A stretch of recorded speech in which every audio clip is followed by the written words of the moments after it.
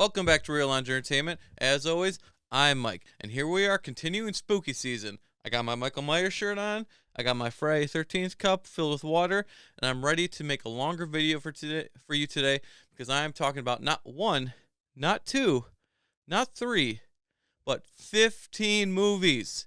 Yes, today we are going to talk about the Puppet Master series. And originally, my intent was to do a ranking of these and which ones are the best, which ones are the worst, and it just isn't going to work out because there's not enough meat on the bones here. So we're just going to basically briefly talk about each movie. Some of them maybe only a couple sentences, some of them maybe a couple minutes, and then after that, I'm just going to talk to you as a whole of the series. The good things, which are probably not even there. The bad things, which there are many. How to save this franchise, and just some major talking points that run through this whole entire series. So make sure to give us a like, a subscribe, let us know in the comments, do you like the Puppet Master movies? Have you seen them? Which one's your favorite? Which one's your least favorite? Anything. Just let us know in the comments. Let's talk some Puppet Master movies. Alright, so like I said, we're just going to kind of whiz through these because there's 15 movies. And I watched them all about a couple months ago, so they're not as fully in my head, especially since most of them aren't that different from each other. So the first one was just called Puppet Master, released in 1989. Originally it was supposed to go theatrical, but they decided to just pop it out on like VHS instead. So none of these movies were ever released theatrically, and you can really tell because the budget just shoots down from here. This one is about a puppet master named Toulon who has these puppets that are alive, and he lives in the Bodega Bay Inn. Remember that because this stupid hotel shows up in at least the first half of these movies. And he has these like Nazi spies coming after him, and he hides the puppets in the wall, takes care of himself, and then we have the puppets come back later when these psychics come to the hotel and try to resurrect stuff, and there's one that's trying to like get powers from all the other psychics by like taking their powers and stuff. And you have all the puppets come out, and originally they're like bad guys, they're kind of like cutting and killing people, and then at the end they kind of become the heroes because they realize they're being used as tools by the bad guy, and they take out the bad guy.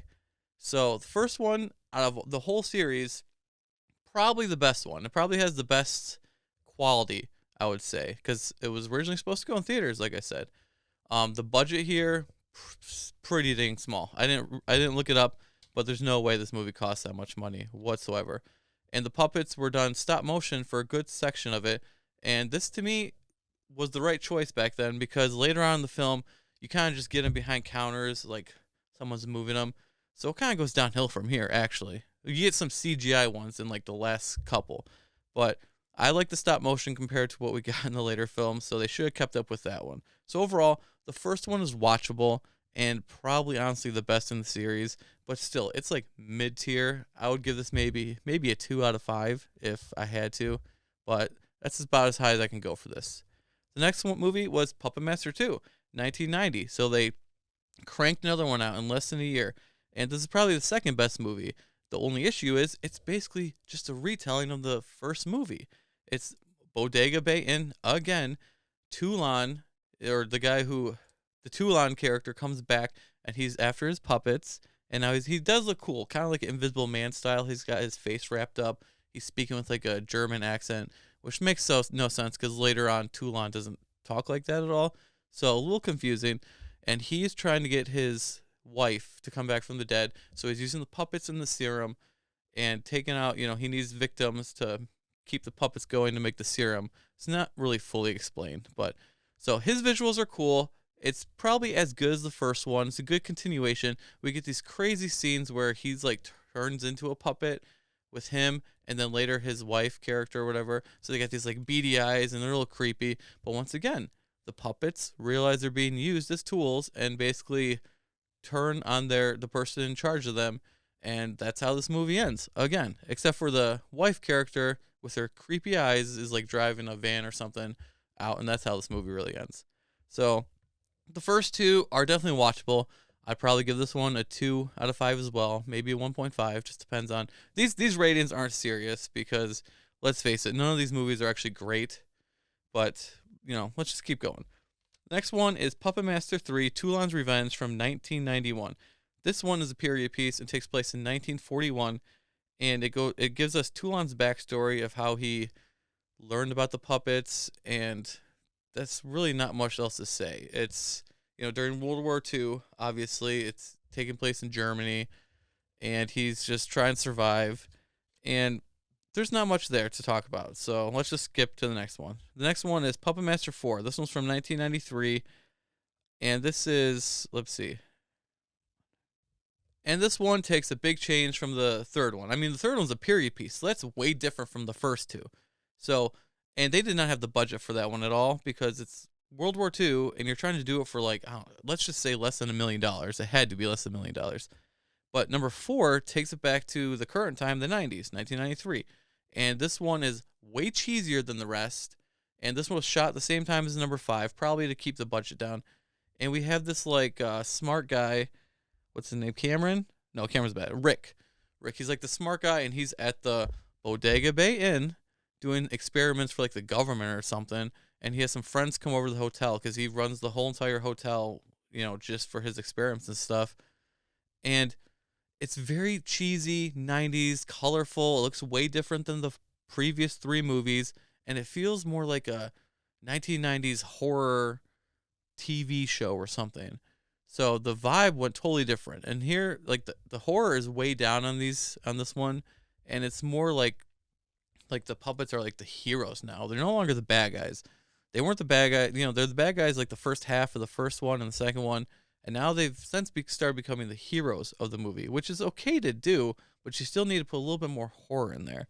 Either way, there's a character named Rick or Cameron, who's friends of Rick or whatever with some of these females. He is so annoying in this movie, and I hate saying it, but I'm glad that character got what he deserved in this movie because I just couldn't take him anymore. He was just jealous of Rick the whole entire time.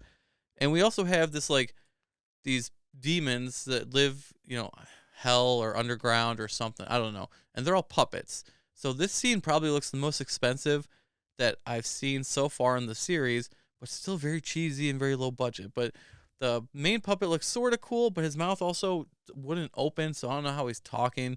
And it does look, you're like, that is just like a really big puppet. So at the end of the day, it's not like that scary. And he's sending like these demon creatures up to like fight to take the secrets back that Toulon stole, which I don't think he actually stole in the movies if you watch them, but either way, he's sending these creatures up, and Rick is smart enough. He's got these like laser machines, and he defeats them, and that's basically the end of this movie. And then in number 5, Puppet Master 5 from 1994, like I said, shot same time as number 4, feels exactly the same. It's a continuation basically from that day, and Rick is being accused of killing all his friends that the demons killed or whatever, and it's just the same continuation. Sutek is the name of that bad guy puppet, the really big one. I almost didn't know how to pronounce it, so I was gonna skip it, but he comes to Earth this time in the form of one of the other demon bodies to fight, and of course Rick fights him off, and they win the day. And this is basically the end of these characters because when we go to the next movie, there's no continuity. That's one of the biggest problems with the series is you get to the next movie, even if it's 1 year later or 8 years later, it just drops. Just forget about what we did in the last movie. We're going to do our own thing. And most of the time, it's a repeat of what's already happened. So the series gets very convoluted, confusing if you're trying to make any sense of it. And it just, I don't even know why you're watching this point. So the next movie is called Curse of the Puppet Master, and it's from 1998. And this one is about Robert, and he's kind of like an awkward guy in a small town. He like whittles wood, and this like doctor scientist guy and his daughter like see him being bullied and see how he whittles really good, and they use him to make puppets because now they are in control of the puppets. I can't remember why. Don't even know if they explain it. Either way, they have the puppets that are alive, and they're living with them just like they're friends because they're no longer horror icons in this. They're just the heroes of the movie, and the doctor seems nice, but he's secretly using Robert, and by the end of the movie, you find the doctor's the bad guy. They defeat him, but not before he's turned Robert into this like high-tech TV screen puppet, and that's how the movie ends. But it doesn't really make sense. He's using him to whittle and stuff, but this is like high tech. This is like wires and gadgets and stuff. So it doesn't make any sense whatsoever. The puppet doesn't match the feel of the other puppets. This is not really a horror movie. I don't know what I would classify this. Not very good. I guess they didn't really give revenge on the other one, so let's really quick go back. Puppet Master 3, I don't know. I'd a 1. Puppet Master 4 is cheesy, but if you don't care about watching bad movies, Puppet Master 4 and 5, let's say they get like a, I don't know, a 1.5 or a 1. These scores aren't going to be very serious. Curse of the Puppet Master, I give a 0.5. Lost me. I don't really see myself watching that one ever again. Now, the next movie is Retro Puppet Master from 1999, and this once again we get Toulon's backstory going period piece back to World War II times, or even before World War II times, because he's much younger in this one, and he's a young guy learning about the puppet. He has like a marionette show or whatever, and then he gets control of the puppets, learns about the serum, and at the same time we get this really weird stuff. The bad guys send three mummies. Three mummies come alive because there's also links to Egypt. We keep seeing these shots of like a camel and the pyramids and all these movies. Whatever. Three mummies come to life, and then they change. They're chasing after Toulon to get the secrets, and they're like wearing sunglasses and hats and have these weird powers. They're like, "Ooh," and it doesn't make any sense. It's like you're watching a totally different movie. This series just, they don't care. They just go this way, that way. We don't need to explain it to you. I don't understand it whatsoever what they were thinking with this one. Didn't really enjoy it at all because once again we're going back period piece again. We're also jumping from 90s to, I don't know, like the 1910s or something like that, maybe even older, probably like 1890s or something.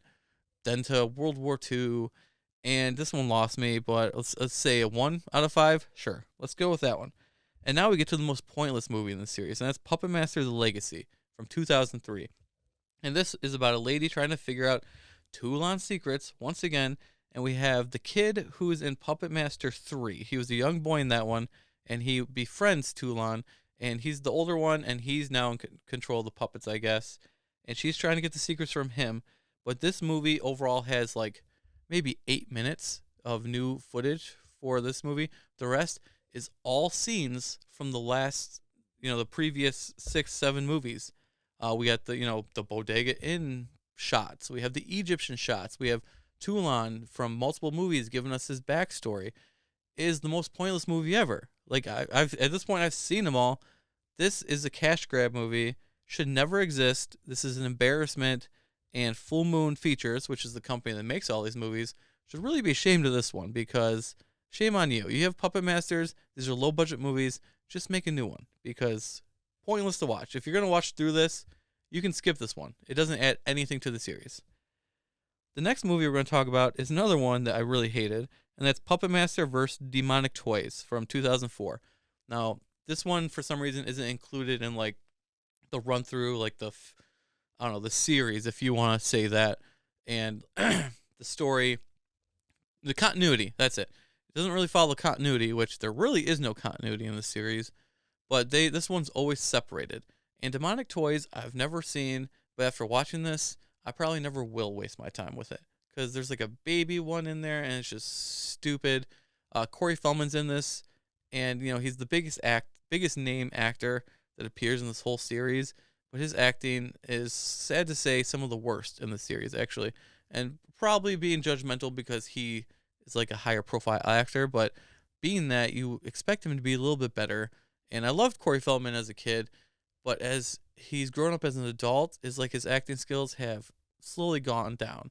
Now, I will always love the stuff he did when he was a kid and that I grew up on, but movies like this, it's hard to watch. Somebody that used to really like doing movies like this, and it's just, there's a whole thing with Christmas and the toys and the puppets. I don't even fully remember.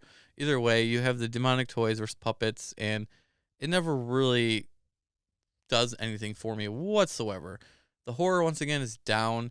We have characters trying to get, take over, like the Demonic Toys to like take out the children for some reason. I don't even remember the reason why. It's like a toy company trying to get power. Stupid movie. I would give it 0 out of 5 stars. I'd also give Puppet Master the Legacy. I didn't give a rating for that one. 0 out of 5 stars for that one as well because it was pointless to watch. So let's get. Then the series kind of sat down for like 6 years, and then we got the first of what was going to be like a trilogy. And so the first one is Puppet Master: Axis of Evil from 2010, and once again we're going to go back to World War II. But at least they have somewhat of a story sort of going on. It's World War II in America this time instead of taking place in like Germany. The guy finds the puppets in the wall, brings them to life. We have Nazi and Japanese like spies trying to get the puppets, trying to find out the secrets. Like always, got to find out Toulon's secrets. Blah blah blah blah. And the spies get killed and die, and that's about it. The budget, the way it's shot, looks a little bit better than some of the previous ones, but I think that's just a tech standpoint of like cameras getting better and all that type of stuff because they're still very low budget, and there's not much to say about this movie. Just like all the other ones, they're very forgettable. So we'll just go. Let's say 0.5 stars. Sure, that sounds good. Let's get to the next one. Puppet Master X or 10, and this one's Axis Rising from 2012. And it's the second one in this newer trilogy. And once again, it's a period piece. We have this couple who are one's got a brother, and his brother is going to war. He can't go to war, stuff like that. Character, they get killed off. Nazis trying to make. Oh, this is when the Nazis are trying to make puppet soldiers. Yeah, at least the one guy's trying to make puppet soldiers, and they're trying to get the secrets. We have a blonde Nazi with big boobs, and she turns into a puppet. So we have a little Nazi doll puppet with big boobs that turns into guns and shoots. Haha, clever, like Austin Powers, I guess. I don't know. Either way, once again, this is just a continuation of the last one. Doesn't do it for me. I mean, 0.5 out of 5. Like, this series just completely goes one way and then another way. I don't get it. So then it sits 5 more years. I bet that one was probably not very liked. So then they finally get together for the 2017 release of Puppet Master Axis Termination. Just had to get a drink there. And this one has psychics and Nazi spies again. This is the last of the trilogy. We have, I don't remember the actor's name. It's a little person actor who then I just saw in the Snow White movie from Disney. Man, so this is the second movie I've only seen of you. Not a good filmography for you, brother. But I'll take this one because at least you talk in this one. You don't talk in that one. Or does he talk? He might talk. I don't even know. It doesn't matter. That's a different review we can do for a different day. But this one, Axis Termination, finally we end this trilogy. This one doesn't connect as much. The two characters, the couple from the previous movie, they are killed like right at the beginning. So once again, we have no characters that we're following from movie to movie, and just a bunch of the same stuff. Nazi spies, puppets kill them, blah blah blah. Nothing to say here. 0.5 out of 5 stars. And then we finally get to something different. This was a year later, and this is Puppet Master: The Littlest Reich from 2018. And this is basically a reboot of the series. And reboot of the series. And we're finally going back to the horror grounds that this started, because this movie, it's been so far since it's been actual, what I would say, horror. It's been more like action drama, if you want to say it, or even war film, if you want, period pieces. So finally we're going back to the horror roots, but dang, you hit that hard. It kind of, let's erase everything from the past, but let's act like the main story took place of Toulon with the puppets and some guy making puppets that like went on a murder spree or something. Because now it's almost like a convention where everyone who has these collectible puppets now go to the hotel. I don't know if it's the Bodega Bay Inn. I forgot to check that out. But either way, they go to this convention, and then something happens, and all the puppets start coming back to life, and they start killing everybody. Very violent. And this is for the first time since the original. The puppets are not the good guys at all. These are the horror puppets. They're killing everybody. We have new puppets. There's like a flying one now, and like helicopters. It crosses the line a little bit with some kid violence. You know how I feel about kid violence if you watched our Terrifier 3 podcast. And I will say at least it's horror. At least it's a horror movie that's a horror movie. So I'll go to a 1.5. They tried to do something a little bit different. We actually had some characters that I don't want to say cared about, but were more likable than some of the other characters and were a little bit better acted, a little funny. So if you're gonna, out of all these movies, maybe Puppet Master 1, Puppet Master 2, and Lewis Reich are probably the ones that are worth watching. All right, two more movies to go. The first one we're going to talk about is Blade: The Iron Cross from 2020. And okay, so you had a reboot that I would assume was somewhat successful because it was better than most of them. And then you completely go right back into the old stuff.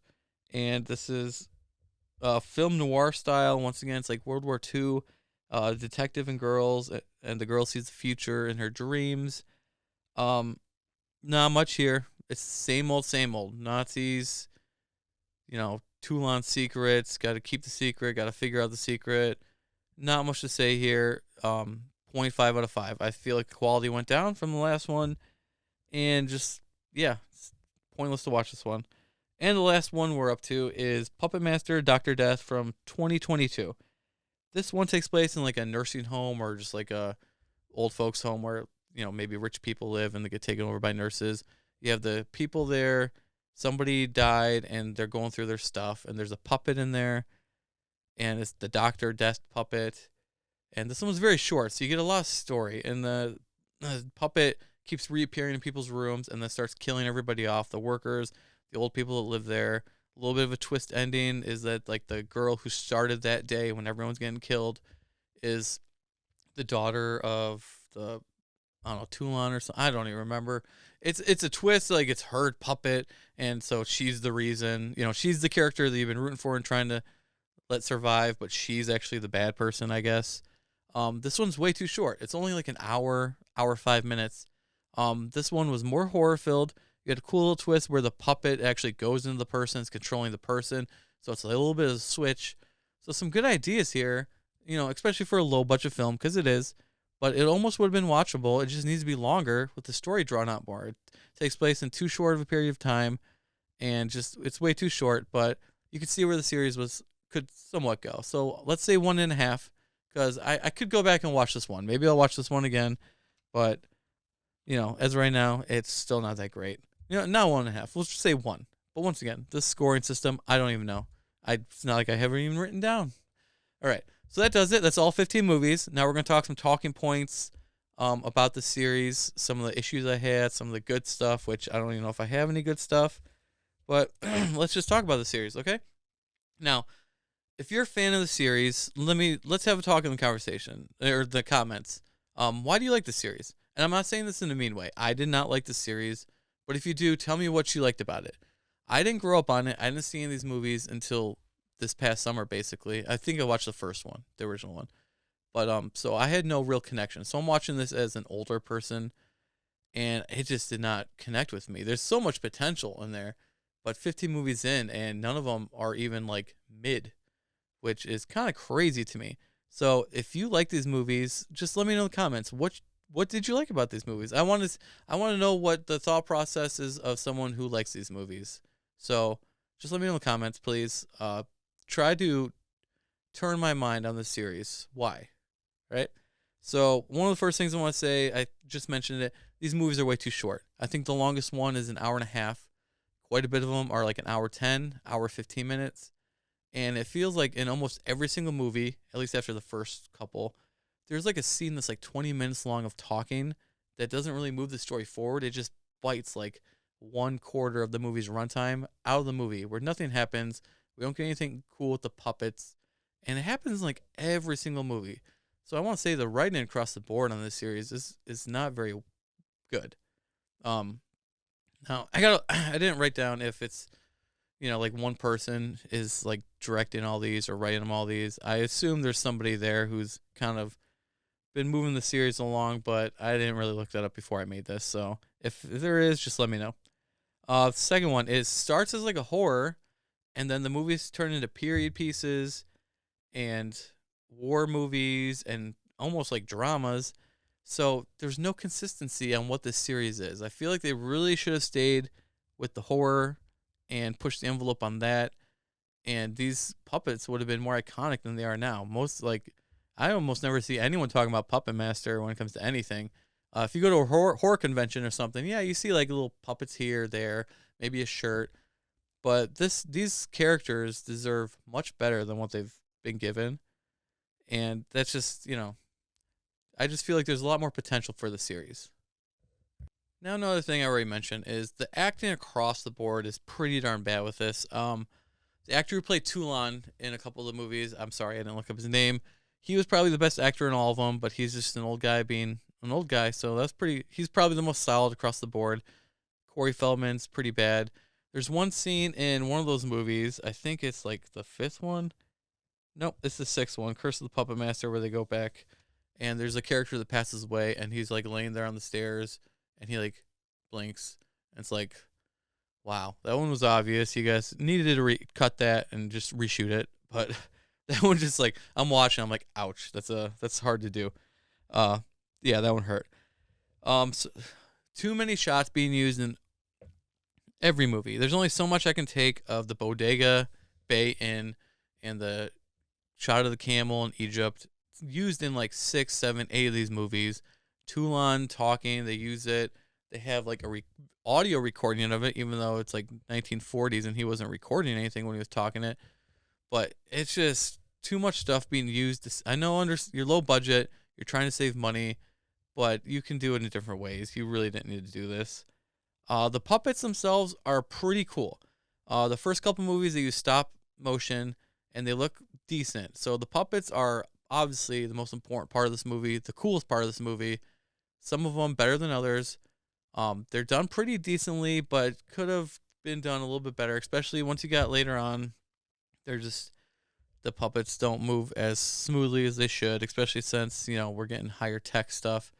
So they started great, then got middle. You get ones introduced all the time. You have ones that only appear in like one movie or two movies. Then you have the ones that stay true to the whole thing, like Blade and Pinhead and Jester and stuff. So the puppets are cool.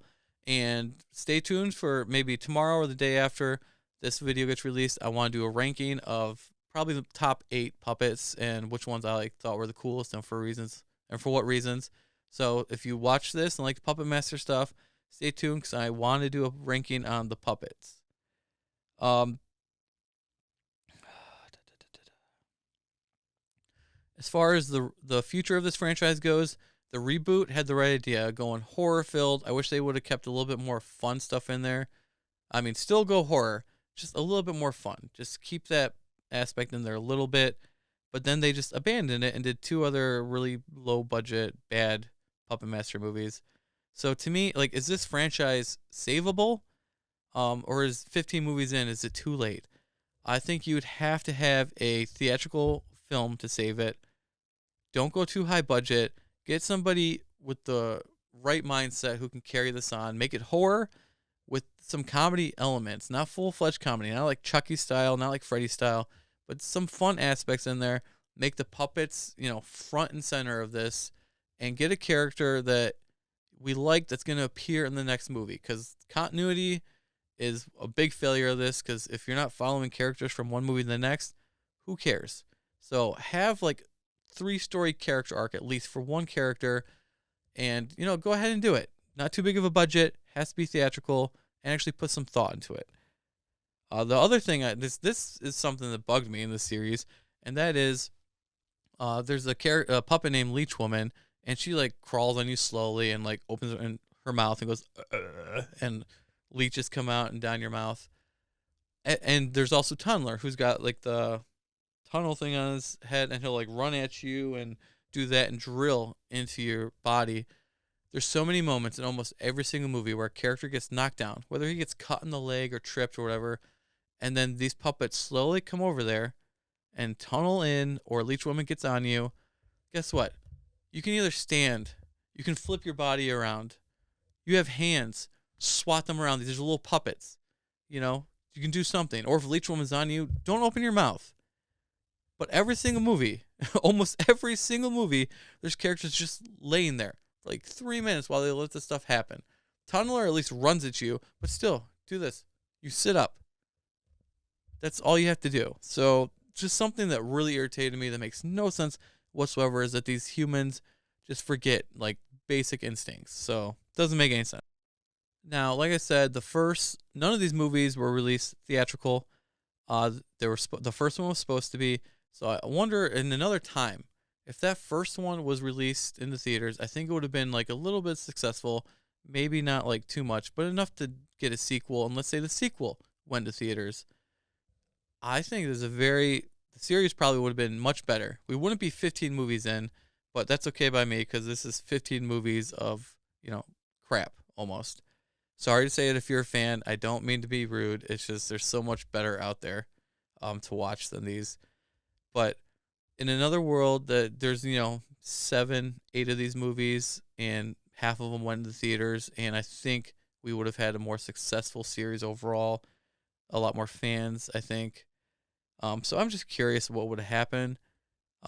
Probably, probably wouldn't. I don't know. It could have failed. First one could have failed. Maybe we never get another one again. But I would be interested to see a reboot go into theaters. Get somebody who knows what they're doing to direct it and write it. Please, someone write it very well. And other than that, I don't know if they are talking about making another Puppet Master movie. It's been only 3 years, so with them being so low budget, I'm sure there's another one on the horizon. As far as likes of this movie, I like the puppet designs. Like I said it. Some of the kills are cool. Yeah, most of the human characters I don't care for at all. It's not shot very well. I like that they took a risk and went period piece with such a low budget. That's hard to do, but once again, they show maybe like 2 rooms that it takes place in, so you can tell right from the bat that it's low budget. The actor who played Toulon was probably the best one in the series. So just a couple little positives and just a pile of crud. But I think that's about all I have to say about the Puppet Master movie. Now, if this video is successful somehow, which, talking about Puppet Master and their lack of fans, I don't know how it would be, but defend it in the comments if you are. Go ahead. I'll comment back. Like I said, I'm going to do a ranking of the top 8 or so puppets for tomorrow. And if this video gets enough views, and if you guys want, maybe I'll run down some of these movies individually and give you like a real review, like a 8 to 10 minute review for each movie if you want. But it depends on how many views we get for this. So I think that'll do it. Check us out on TikTok, where we're doing all horror stuff right now in October. More YouTube stuff, all horror in October once again. Tyler's going on live TikTok a couple days a week nowadays, so that's always fun to get in that chat room. Hit us up on our Instagram, X. You know where to find us. Real Lounge Entertainment. Thanks for watching.